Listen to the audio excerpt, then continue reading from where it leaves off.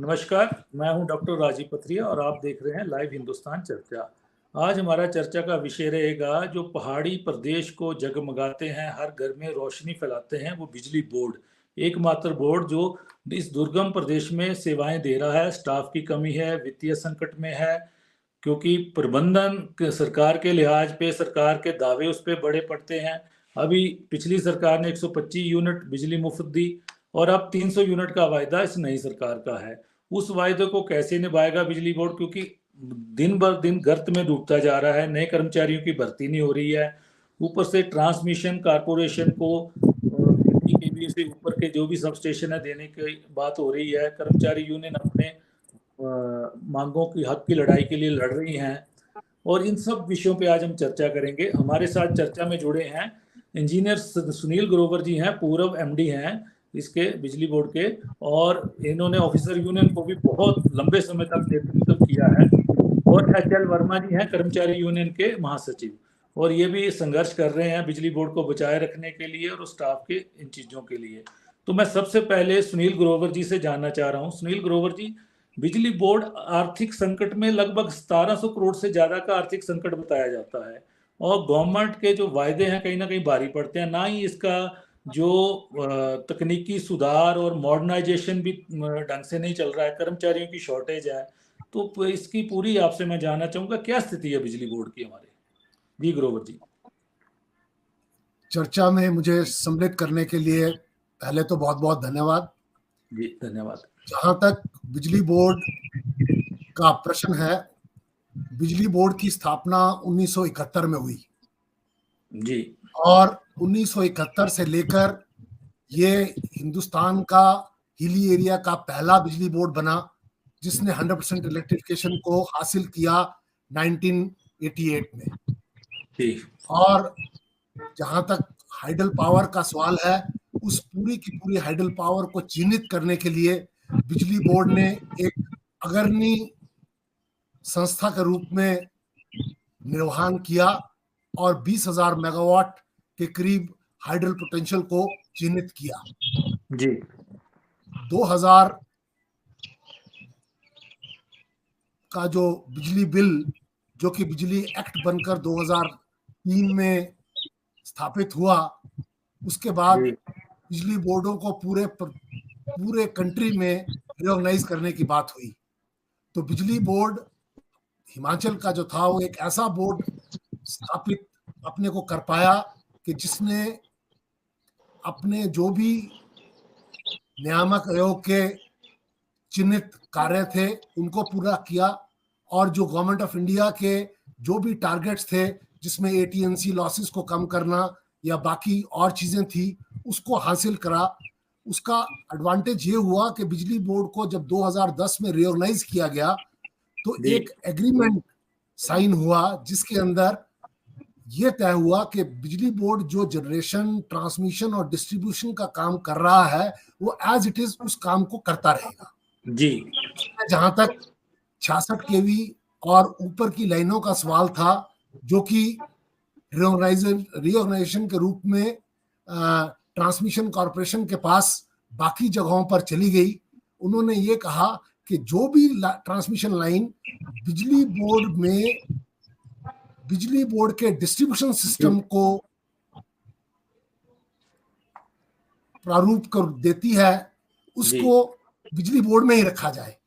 और अगर आप इलेक्ट्रिसिटी एक्ट सेक्शन 272 देखें तो उसमें बड़ा क्लियर है कि transmission line, high pressure line है, अगर वो डिस्ट्रीब्यूशन का इंटरलिंक्ड है तो डिस्ट्रीब्यूशन में रहेगी।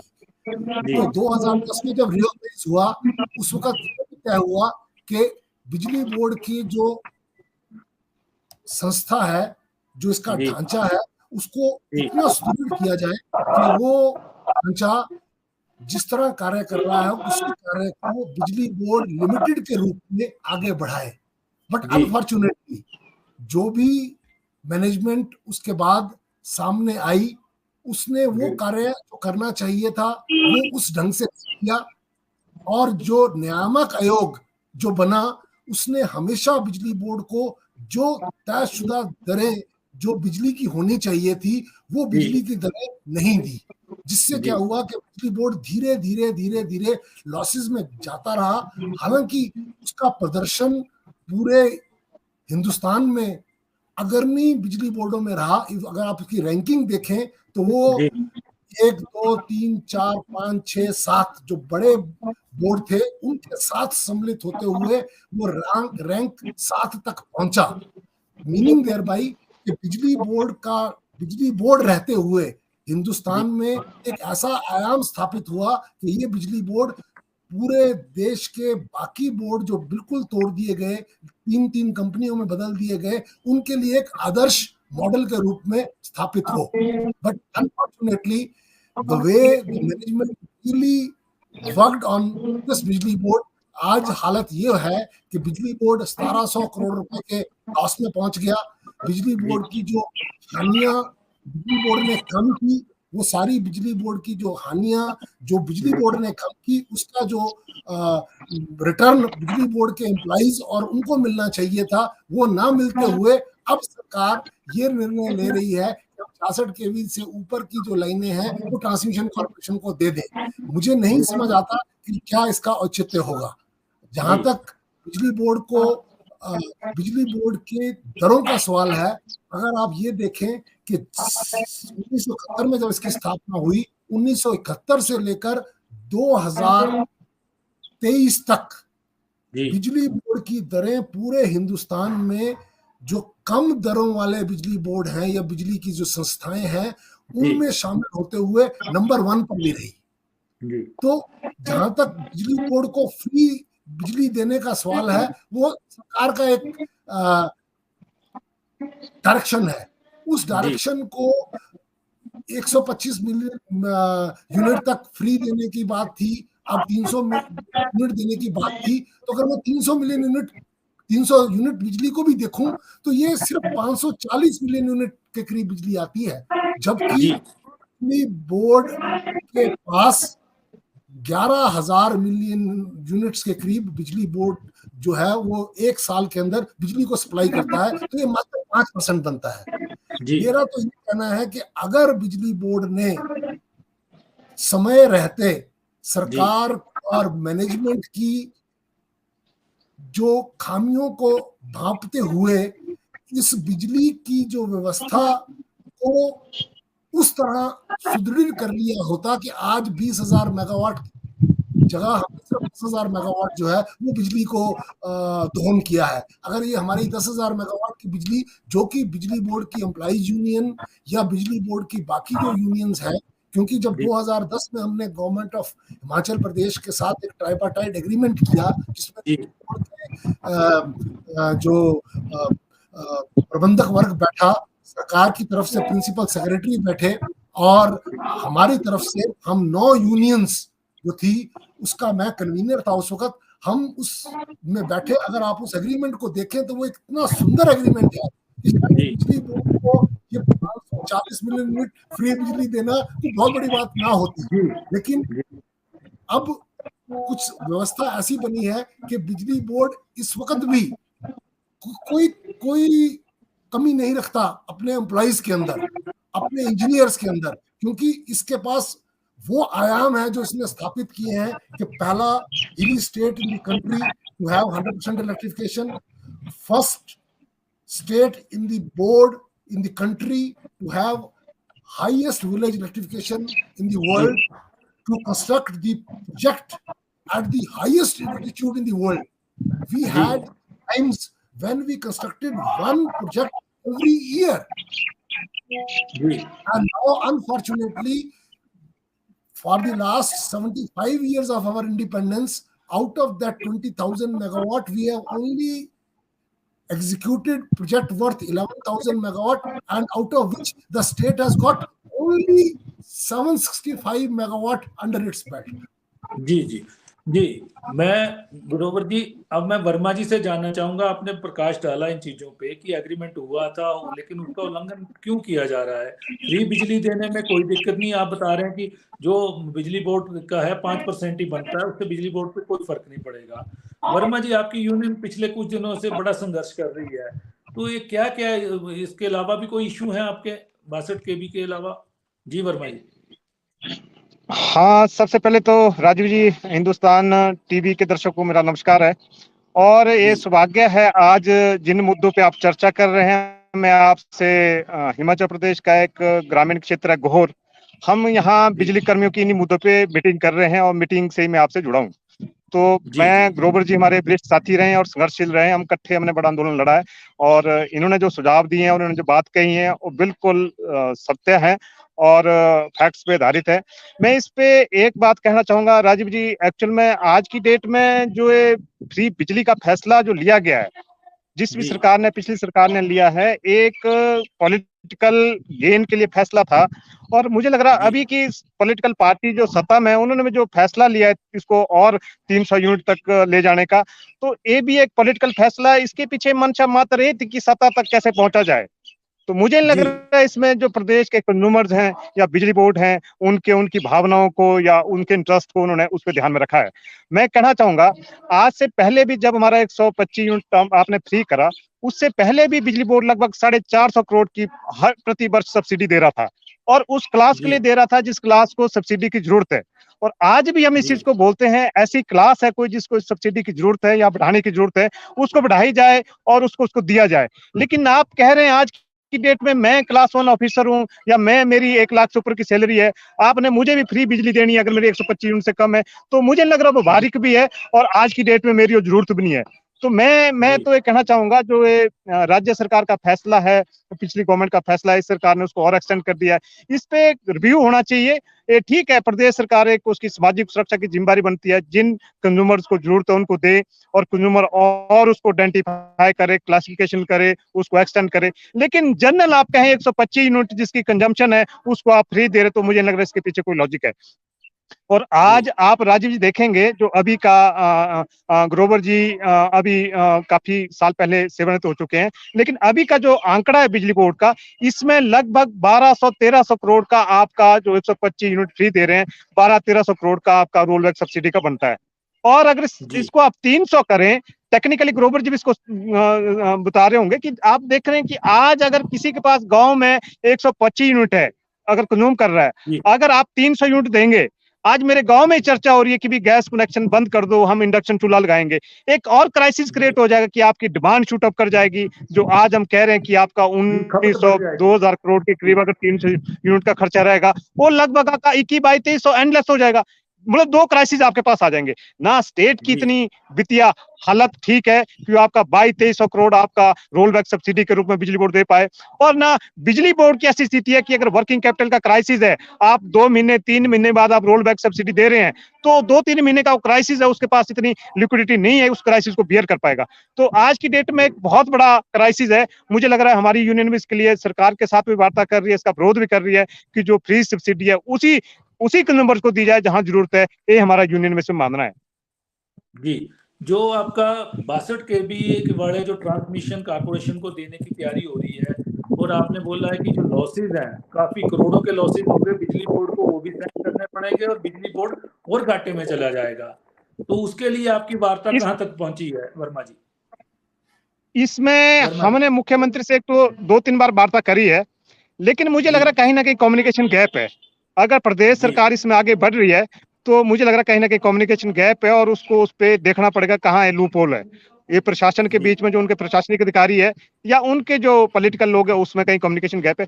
मैं आज कहना चाह रहा हूँ, आज जो जी आप बंडल्ड फॉर्म में बिजली बोर्ड है, जैसा ग्रोवर जी ने कहा, बंडल्ड जी फॉर्म में अगर बिजली बोर्ड है, ट्रांसमिशन इकट्ठा है, जनरेशन इकट्ठा है, तो उस बंडल्ड फॉर्म का बेनिफिट सीधा प्रदेश के कंज्यूमर को जा रहा है। आज हमारी जी जनरेशन की जो कॉस्ट है, पावर हाउस वाइज कईयों की 1.5 रुपए है, कईयों की 1 रुपए 20 पैसे है, आज उसका पास थ्रू 1 रुपया 20 पैसे के हिसाब से कंज्यूमर्स को हो रहा है।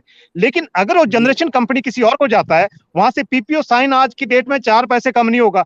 तो 4 रुपए की जी आपकी लोडिंग और नीचे टैरिफ पे होनी है। जो लाइनें अगर हम टीसीएल किसी को देते हैं, उसके जो बिलिंग चार्जेस है वो हजारों करोड़ के होंगे, उसकी लोडिंग भी कंज्यूमर पे होगी, तो उसका सीधा सीधा कहीं ना नुकसान जो प्रदेश के कंज्यूमर्स है। मैं तो कह रहा हूं कम से कम 3 गुना बिजली जी की दरों में इजाफा होगा। वो ना तो प्रदेश सरकार के हित में, ना प्रदेश के कंज्यूमर्स के हित में, ना बिजली बोर्ड के हित में। दूसरी बड़ी बात, जी आप कहेंगे आज लगभग 29,000 जो पेंशनर्स हैं बिजली बोर्ड के, आज जी संपत्ति जो असर्ट्स, सबसे ज्यादा असर्ट्स हैं, वो संपत्ति आपकी ट्रांसमिशन में, या आपके जनरेशन पावर हाउस में, डिस्ट्रीब्यूशन में तो जी आपके पास खंभे ही है।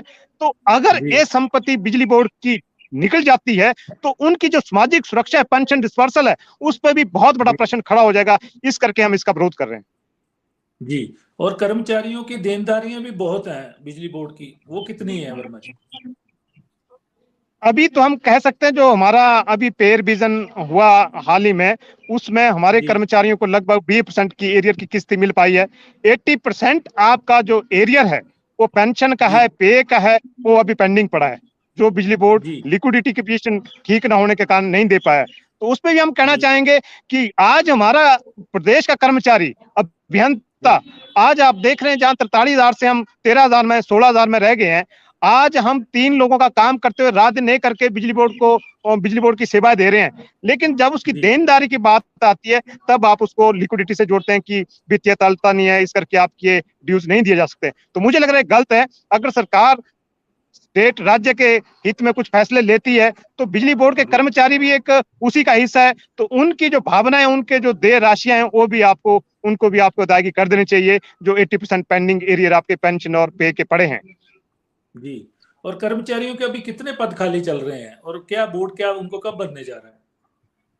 आज बिजली बोर्ड में लगभग 8,500 विभिन्न श्रेणियों के कर्मचारियों के पद खाली पड़े हैं, और जिसमें आप देखेंगे आज इंडक्शन लेवल पर जो आपका टीममेट है उसके लगभग 4,500 पद उसके खाली पड़े हैं, और एएलएम के जी खाली पड़े हैं, इसके अलावा और कैटेगरी के पड़े हैं। आज अगर हम लाइन पे काम करने जाते हैं तो एक नॉर्म है कि आपके 3 आदमी जाएंगे, फोरमैन, लाइनमैन और टीममेट उसके पास जाएगा, अलग अलग ड्यूटी डिफाइंड है। लेकिन आज जी शॉर्टेज ऑफ स्टाफ करके आपको अकेला आदमी लाइन अटेंड करने पड़ने जाता है, और उस प्रेशर में काम करते हुए आज बिजली बोर्ड में जो फैटल एक्सीडेंट, जो हादसे हैं, हादसों का रेट बहुत बड़ा है।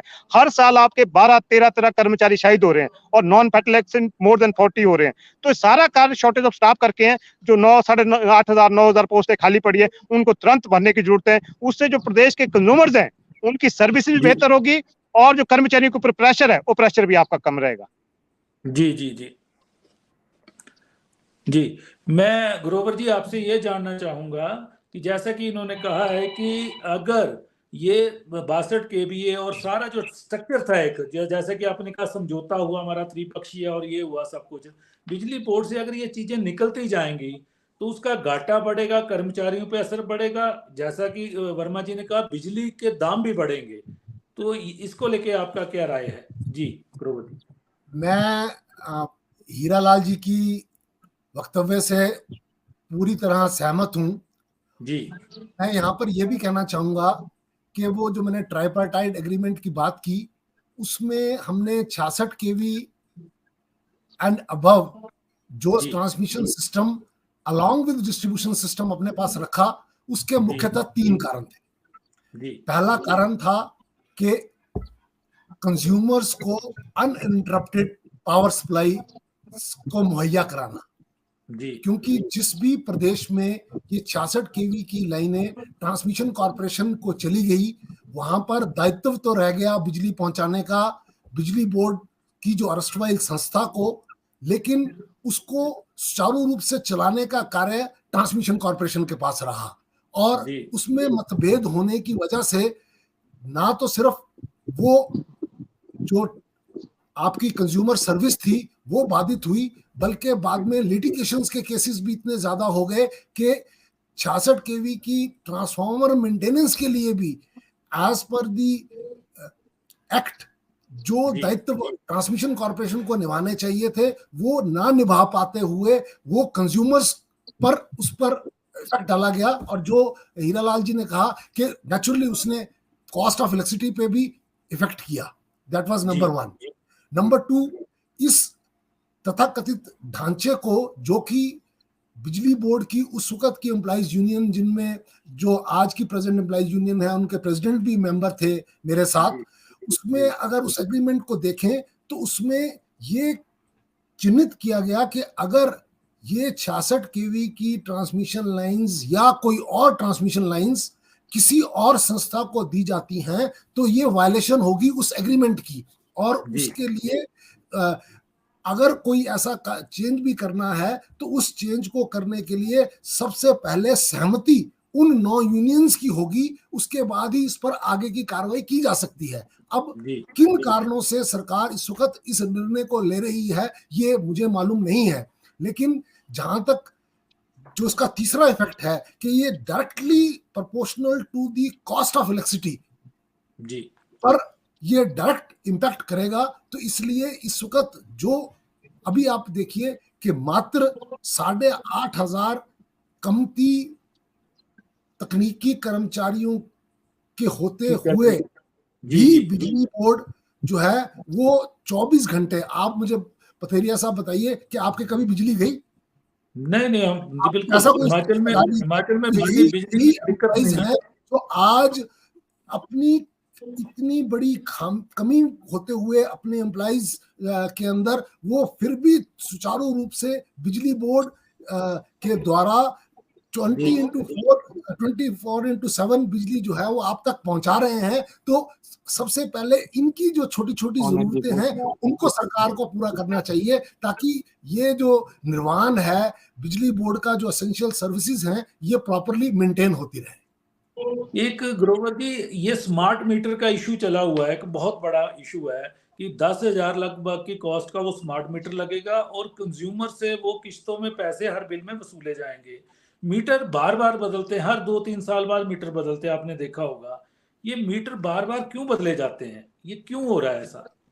जी ग्रोवर, मेरा इसमें एक सुझाव है जी, क्योंकि हमारा हिमाचल प्रदेश एक ऐसा प्रदेश है जहां पर जो उपभोक्ता हैं उनकी जो बिजली की खपत की क्षमताएं हैं वो अभी हम देखें तो अगर हम 300 यूनिट बिजली फ्री करने की बात करते हैं तो हम out of 24 lakh domestic consumer करीब 21 लाख कंज्यूमर्स को जी समझ लीजिए कि टच कर जाएंगे।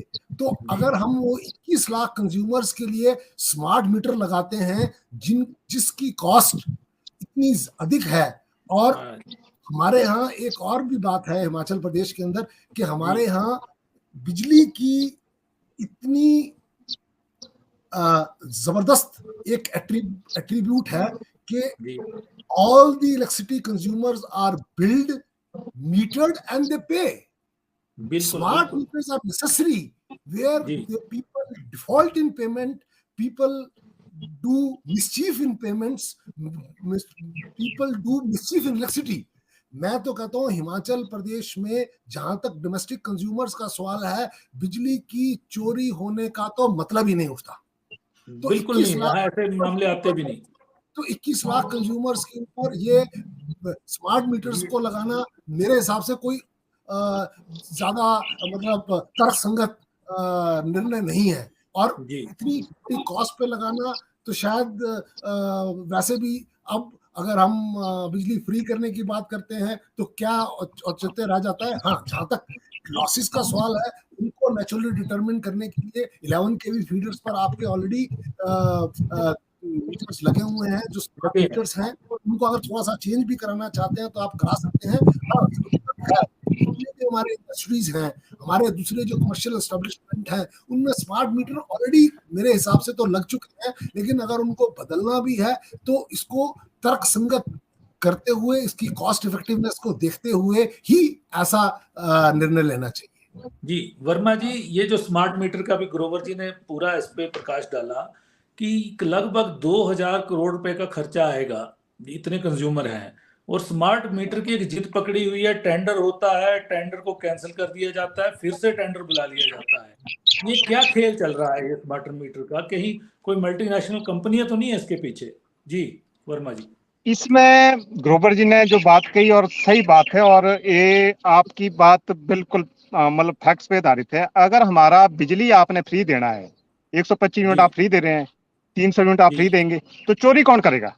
स्मार्ट मीटरिंग के पीछे आपका लॉसेज और कमर्शियल लॉसेज को कम करने का जो इरादा है कि चोरी को बंद करना है। जब आप 300 यूनिट बिजली फ्री दे रहे, कौन चोरी करेगा? 21 लाख कंज्यूमर तो आपके उसमें आ गए, तो फिर क्यों आप 10,000 का मीटर वहां ले रहे हैं, उसको इंस्टॉल कर रहे हैं और 110 रुपए 120 रुपए पर मंथ जो भी कॉस्ट बनती है उसको रिमर्स कर रहे हैं? तो मुझे लग रहा, मैं ग्रोवर से थोड़ा ग्रोवर जी से बड़ा सहमत जी हूँ कि भी आज की डेट में ना बिजली बोर्ड की स्थिति ऐसी है। अगर आपने एनर्जी ऑडिट करना है डीटीआर का, ट्रांसफार्मर का, उसके लिए तो जैसे ग्रोवर जी बोल रहे हैं पहले ऑलरेडी हमारे मीटर इंस्टॉल हुए हैं, उनको तो वो थोड़ा चेंज करना चाहेंगे यार। जहां जहां आपको लग रहा है कि स्मार्ट मीटरिंग रिक्वायर्ड है वहां करें, लेकिन आप बल्क में 2.5 लाख कंज्यूमर्स को स्मार्ट मीटरिंग में ला रहे हैं और 25-26 करोड़ का खर्चा कर रहे हैं। तो ऐसा ये आज की डेट में जहां बिजली बोर्ड की वित्तीय स्थिति इतनी खराब है, तो ऐसे में मुझे लग रहा है कि ये एक सही फैसला है। और मैं ये कहना चाहूंगा जो ग्रोवर जी ऑल इंडिया में भी रहे हैं, जो हमारा ऑल इंडिया का फेडरेशन रहा है, इसका जो नेशनल कॉर्निश कमेटी है ऑल इंडिया पे भी इसकी समझ है कि जो स्मार्ट मीटरिंग है इसके पीछे गवर्नमेंट ऑफ इंडिया की मंशा है कि डिस्कॉम को निजी हाथों में धीरे धीरे ले जाना। कि एक जी डिस्कॉम की बड़ी एक्टिविटी आपकी मीटरिंग की या बिलिंग की, उस एक्टिविटी को हाईजैक करके कॉर्पोरेट को देना और 10 साल के लिए उसको बिठा देना, और उसके बाद धीरे धीरे डिस्कॉम को हाईजैक कर जाएगा। जो गवर्नमेंट ऑफ इंडिया राज्य सरकार पे जो एक इसके पीछे एक लालच दिया है कि ग्रांट लेनी है तो आप स्मार्ट मीटरिंग करो, तो जो गवर्नमेंट ऑफ इंडिया और राज्य सरकार की जो खराब वित्तीय हालत है उसका नाजायज फायदा उठा के इसको निजीकरण की ओर डिस्कॉम को ले जा रही है। ये हमारी समझ है इसके पीछे। जी। और एक वर्मा जी, आपके इंजीनियर ही एमडी लगते थे, लेकिन अभी अचानक आईएएस को ही ये कार्यभार सौंप दिया गया है, पहले भी बीच में रहा है। तो क्या आपको लगता है कि एक इंजीनियर अपने बिजली बोर्ड की ज्यादा समझ रखता है, एक ब्यूरोक्रेट नहीं रखता है? कहीं वो फासला तो नहीं हो रहा है सरकार और मैं उसके बीच में? मैं इस पे तो कहना चाहूंगा, अभी जो एमडी जो बिजली बोर्ड में रखे हैं, तो जी एमडी और पीसीएल भी है, पावर कॉर्पोरेशन, जहां वो जनरेशन ले जाने की बात हो रही है, और जी एमडी बिजली बोर्ड की भी है। अगर हम जी जनरेशन को वहां ले जाने की बात कर रहे हैं कि भी जनरेशन को वहां दे दो, वहां भी वही एमडी इशू रेज कर रहा है, डिमांड कर रहा है, बिजली बोर्ड में भी जी वही एमडी साइन कर रहा है। मतलब जो सेलर और परचेजर, खरीद और जी फरोख्त में, तो वही एक ही एमडी है, वो तो अपने सुटेबिलिटी के जी हिसाब से ट्रांसफर करेगा सर्ट्स को। तो हमारा इसमें बड़ा क्लियर मंच है, हम तो प्रदेश के मुख्यमंत्री से मांग कर रहे हैं कि बिजली बोर्ड में एक स्थायी एमडी दिया जाए। और हम जी कह सकते हैं कि आज की डेट में जो एमडी है उनका उतना अनुभव नहीं है स्टेट सेक्टर का। तो आज से पहले जी हमारे जो इंजीनियर लोग रहे हैं उनका अनुभव काफी ज्यादा है और बिजली बोर्ड की स्थिति को समझते भी हैं। तो चलो, ये तो प्रदेश सरकार का प्रेरोगेटिव है किसको एमडी लगाना, पर लेकिन आज हम कह रहे हैं जो आज के एमडी है उनके पास आप 3 महकमे दे करके फिर वहां से एक प्रपोजल इनिशिएट करके कि जनरेशन ऊल को एचपीपीसीएल को दे दो, वही एमडी बिजली बोर्ड में साइन करके दे दो जी। तो वो जी सेलर परचेजर खुद है, तो इस करके हम उस पे मुख्यमंत्री का हस्तक्षेप चाहते हैं कि एक स्थायी एमडी बिजली बोर्ड को दिया जाए, ताकि जो लोगों में संशय है वो खत्म हो। जी जी ग्रोवर जी, एमडी का मैंने प्रश्न इनसे किया है क्योंकि ये पद तो इंजीनियर को होना चाहिए, कायदे से उसको समझ है हर चीज की। तो आपकी क्या राय रखते हैं इसमें? मैं all India power engineer federation का वाइस चेयरमैन भी हूं, और जी जैसा हीरालाल जी ने बताया, national coordination committee of electricity employees and engineers का मेंबर भी हूं। जी और हमारी ये मांग हमेशा रही है कि ना सिर्फ बिजली बोर्ड या बिजली बोर्ड जैसी जितनी भी इलेक्ट्रिसिटी यूटिलिटीज हैं उसमें जी एक टेक्नोक्रेट को ही मैनेजिंग डायरेक्टर का पद दिया जाए, ना कि जी सिर्फ एमडी का पद दिया जाए, बल्कि सीएमडी का पद दिया जाए। जी चेयरमैन का मैनेजिंग डायरेक्टर का पद है, जो कि जी हमारी जितनी भी पीएसयूज हैं उसके अंदर ऑलरेडी चिन्हित हैं, और ये स्टेट सेक्टर की यूटिलिटीज के अंदर भी ये तयशुदा बात है कि अगर आप एक संस्था को संस्थागत तरीके से डेवलप करना चाहते हैं तो एक टेक्नोक्रेट को ही सीएमडी का पद देना चाहिए। और जी मैं तो उससे एक बात आगे भी कहूंगा कि अगर सेक्रेटरी पावर, जी जैसे बाकी स्टेट गवर्नमेंट्स ने एक्सपेरिमेंट किया है कि जहां जी पर पावर सेक्टर के लोग ही चेयरमैन पावर सेक्रेटरी पावर हैं, वहां जी पर स्थिति कुछ डिफरेंट है। उसकी जी आप जांच करवा सकते हैं, देख सकते हैं। और जी मैं तो कहता हूं इस वक्त बिजली बोर्ड को इसमें से 66 केवी को ले जाना या इधर करना या उधर करना, हमें तो हिमाचल प्रदेश के पास जो हाइडल पावर है उसको जी अगर पावर कॉर्पोरेशन आपने एक बना दी है, उसके अंदर उन प्रोजेक्टों को, जो प्रोजेक्ट इस वक्त पावर कॉर्पोरेशन के पास चल रहे हैं, सबसे पहले तो पावर कॉर्पोरेशन को उन प्रोजेक्टों को कंप्लीट करना चाहिए। क्या कारण जी है कि आज 2006 से ये संस्था बनी है, 2008 से इस पर रेगुलर एमडी एक बैठा हुआ है और वो जी जनरली ब्यूरोक्रेट हुआ है। क्या कारण है कि 2008 से लेकर 2023 तक सिर्फ 276 मेगावाट जो बिजली है वो इस वक्त वो जनरेट कर पाया है, जबकि टारगेट 2023 तक 3000 मेगावाट करने का था। तो मेरा अपना मानना यह है कि हिमाचल प्रदेश सरकार को इस वक्त सबसे बड़ा जो दायित्व, जो कि माननीय मुख्यमंत्री ने कहा कि 2026 तक हम इसको green energy state of the country बना देंगे, और ये पहली ऐसी स्टेट होगी जो कि 5th province in the world होगा अगर ये आयाम हासिल कर लेता है। हमारे सारी जो फोकस है इस वक्त बिजली बोर्ड, क्योंकि उसके अंदर एक बहुत अग्रणी संस्था के रूप में निर्वहन करेगा, क्योंकि जब हम ग्रीन एनर्जी स्टेट की बात करते हैं तो कहने का मतलब कि हर electricity consumer will have only green energy to use. At this point in time, we use almost 13 to 15% energy from fossil fuels. which धन्यवाद to us. So हमारा सबसे बड़ा दायित्व इस वक्त ये बनता है कि हम सब मिलकर उस दायित्व को निभाने की कोशिश करें, और ना कि बिजली बोर्ड को एक नंबर 1 संस्था पूरे हिंदुस्तान में बनाएं, HPCL को एक नंबर 1 संस्था बनाएं, और इन ढांचों को जैसे ये हैं इनको और सुदृढ़ करते हुए कर्मचारी के पॉइंट ऑफ व्यू से एंड और जो वित्तीय, बिकॉज इसमें सबसे बड़ा योगदान जो है वो एक रेगुलेटरी कमीशन भी कर सकता है। हम कहें कि सरकार से एक ऐसे डायरेक्टिव्स जाएं कि वो जो रेगुलेटरी कमीशन है वो तथाकथित तरीके से इस बिजली बोर्ड को अग्रणी संस्था बनने के लिए जो भी इस वक्त टैरिफ या और चीजें देने की जरूरत है उसको इमीडिएटली दिया जाए। जी जैसा कि ग्रोवर जी ने बताया, सुनील ग्रोवर जी ने, कि मुख्यमंत्री जी का टारगेट है कि ग्रीन एनर्जी स्टेट हिमाचल को बनाना है देश की, लेकिन जो बिजली बोर्ड है वो विघटन के बाद उसके पावर कारपोरेशन बना, ट्रांसमिशन कारपोरेशन बना, और बिजली बोर्ड धीरे धीरे खोखला होता जा रहा है। फ्री बिजली देने में भी कोई दिक्कत नहीं है, लेकिन 2000 करोड़ के लगभग स्मार्ट मीटर का बोझ डालना और वो कंज्यूमर से वसूले जाना, वो भी एक गलत परंपरा शुरू हो रही है। केंद्र से ग्रांट इस मुद्दे पे आ रही है कि आप प्राइवेटाइजेशन की तरफ बढ़िए, ये वर्मा जी ने कर्मचारी यूनियन की तरफ से बात कही। तो कहीं ना कहीं बिजली बोर्ड निजीकरण की तरफ बढ़ता हुआ दिख रहा है।